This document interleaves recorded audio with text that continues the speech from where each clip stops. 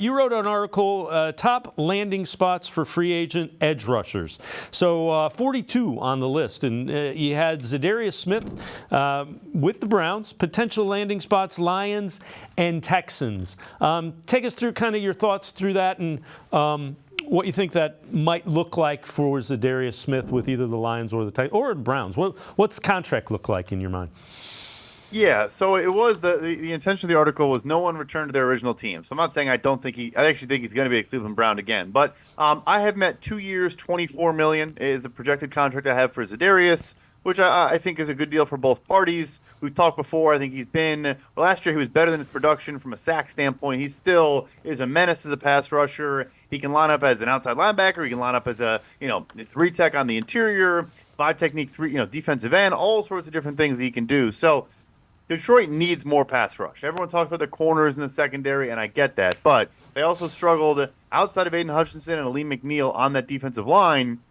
They really need more. And they started using Aiden Hutchinson and John Kaminsky as on passing downs. They would kick inside and do different things. So I think they would deploy him in a similar fashion, and it would be fun to see. And then, Houston, I think they're going to lose Jonathan Grenard. I think he's going to get a big old contract from somebody else. So that was kind of the thought process there. Get Will Anderson, a running mate, a veteran, and Za'Darius Smith to play with.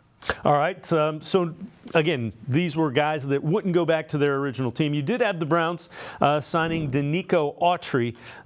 You had the Browns and Giants as the landing spot. It's kind of interesting because you can draw the parallel. Autry did play for a Jim Schwartz-led, he was a senior defensive analyst with the Titans or something along those lines. But there is a connection there.